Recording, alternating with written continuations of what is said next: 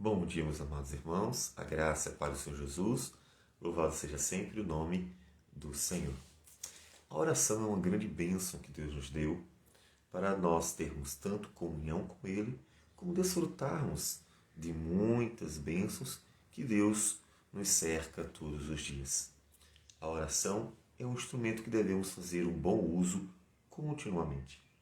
Nós vamos começar o Salmo 67. E o Salmo 67 ele é muito encorajador. O Salmo nos diz o seguinte, versículo 1 e 2.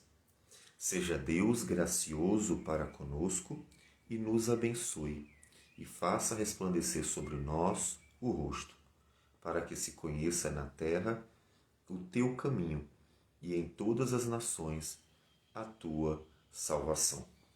Estes primeiros versículos nos lembram, inevitavelmente, a bênção sacerdotal, que está em Números capítulo 6, e diz assim: Disse o Senhor a Moisés: Fala a Arão e a seus filhos, dizendo: Assim abençoareis os filhos de Israel, e dir-lhes-ei: O Senhor te abençoe e te guarde.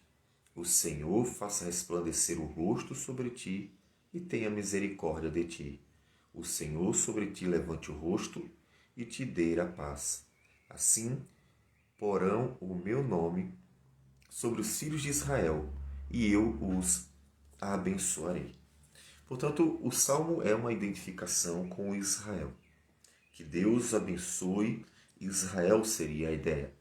É claro que nós estamos falando dos dias do Antigo Testamento, e há uma relação necessária com a redenção.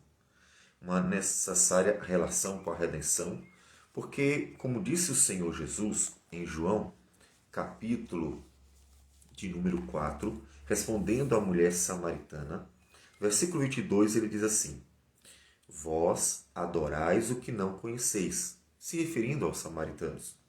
Nós adoramos o que conhecemos, porque a salvação vem dos judeus, ou seja, ele, o Salvador. Portanto, a relação de Israel com a história redentora, ela é íntima, porque foi de Israel que o Salvador veio. Então, quando ele diz, seja Deus gracioso para conosco, e então se conheça na terra o seu caminho, ele está dizendo, quando Deus abençoa Israel, a salvação se torna conhecida das pessoas. Ele seria um instrumento para a salvação. Que se conheça por meio da história de Israel o projeto redentor. Ele está conclamando as pessoas a olhar para o povo de Deus, porque por meio deste povo, Deus suscitaria o grande Salvador, a salvação, que é Cristo Jesus, o Senhor. Foi para Abraão que Deus prometeu dar a bênção, não só para ele e a sua família, mas ele prometeu abençoar todas as famílias da terra. Uma alusão já à salvação que alcançaria também os gentios. Ele nos diz em Gênesis capítulo 12, ele nos diz assim, versículo 3: Abençoarei os que te abençoarem e amaldiçoarei os que te amaldiçoarem. Em ti serão benditas todas as famílias da terra. Portanto, desde Abraão, a promessa é muito clara de que Deus traria a salvação por meio de seus descendentes, Israel, e essa salvação não seria exclusiva para eles, mas se estenderia a todos. Portanto, ouvir Israel, abençoar Israel, cumpriria um fabuloso propósito. Cumpriria o propósito de fazer com que a salvação se cumprisse e se tornasse conhecida. Mas pensando em hoje, você poderia perguntar, tá, mas já se cumpriu, né? Israel já foi um instrumento de Deus para a salvação, Jesus já veio, cumpriu seu papel, e agora, o que a igreja deve fazer?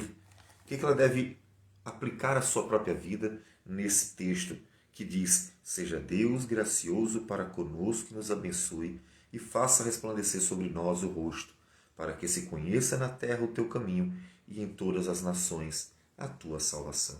É verdade que a igreja não é como Israel, no caráter de que o Salvador viria de Israel, Mas a igreja tem um outro propósito que também é importante: apontar para Jesus. Israel traria o Salvador como a mãe do Messias.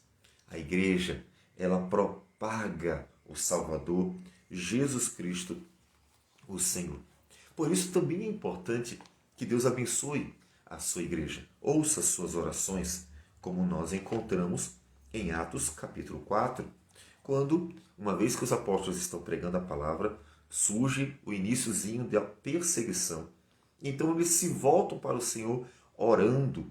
Capítulo 4 de Atos, versículo a partir do 23, diz assim: Uma vez soltos, procuraram os irmãos e lhes contaram quantas coisas lhes haviam dito os principais sacerdotes e os anciãos.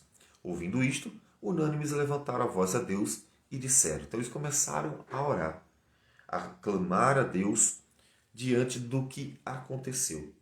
E o pedido deles, o centro do pedido deles, é o que nos diz o versículo 29.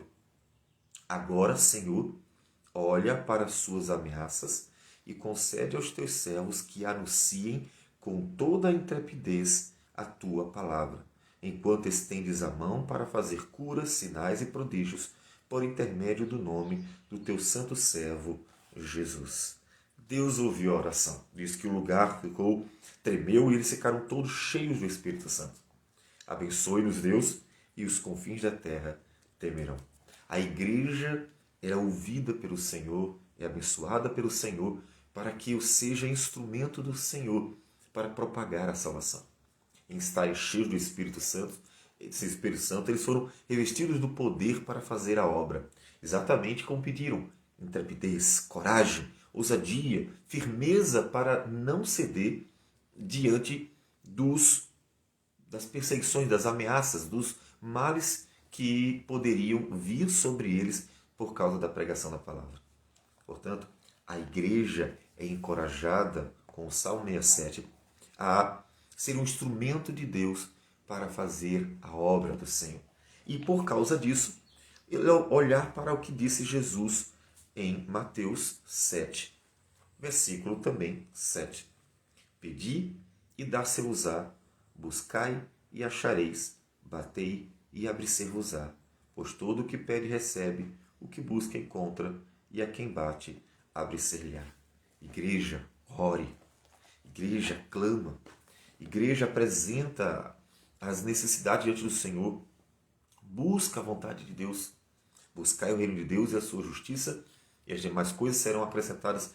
Busquem para que, por meio dela, Deus seja glorificado, porque a igreja é o instrumento de Deus para anunciar a salvação, exaltar a Deus, fazer conhecida a palavra do Senhor, anunciar para todos a manifestação da redenção que já foi dada. Isso encoraja a gente a estar buscando ao Senhor, mas encoraja mais ainda ao que buscar. O que eu devo pedir ao Senhor? Coloque diante de Deus a sua vida, porque Deus escolheu você para ser um instrumento para anunciar a salvação dele. Coloque diante de Deus o propósito de você ser bênção, de você ser firme, de você ser um instrumento para o testemunho, de você ser modelo de vida, como a igreja de Tessalonicenses, que estava sendo um modelo para todos os cristãos na Caia e na Macedônia, porque eles tinham uma fé operosa, um amor abnegado e uma esperança firme. E em Deus abençoar você, encher você do Espírito Santo, firmar os seus passos, fazer você viver de forma sábia e agradável a Ele, ser firme diante das lutas e então ser um modelo para todo mundo. A salvação do Senhor se tornará conhecida, porque você será uma testemunha viva. Ou como disse Jesus em Mateus 5, um sal da terra e uma luz do mundo. Portanto, isso encoraja a igreja a estar orando ao Senhor, estar clamando ao Senhor, na certeza de que as bênçãos de Deus sobre ela, o favor de Deus sobre ela, cumpre um propósito também dentro da redenção. O propósito de testemunhar a presença de Deus, de testemunhar a fidelidade de Deus, de testemunhar a palavra de Deus. Então, continue orando com confiança, porque em abençoar-nos, Deus é glorificado na vida da sua igreja também. Vamos orar. Senhor Deus amado, muito obrigado por tudo. Obrigado porque o Senhor cumpriu cabalmente a tua palavra dada a Israel e abençoou aquela nação para que por meio dela teu filho viesse. Mas também te louvamos porque tens abençoado a tua igreja do Novo Testamento, que apesar de não ter o propósito de trazer o Messias, pois ele já veio, tem o propósito de anunciar o Messias, de testemunhar o Messias, o Senhor e Salvador Jesus Cristo, teu Filho. Ajude-nos a ser bênção, fiéis, modelos, para que o mundo, Senhor Deus, seja conduzido a Cristo e assim o Senhor seja glorificado até o último dia. Que o Senhor receba a nossa gratidão por tudo o que tens feito e a nossa oração para que o Senhor continue abençoando a tua igreja. Tudo isso em nome de Jesus que nós oramos. Amém, Senhor. Que Deus abençoe a todos e um bom dia.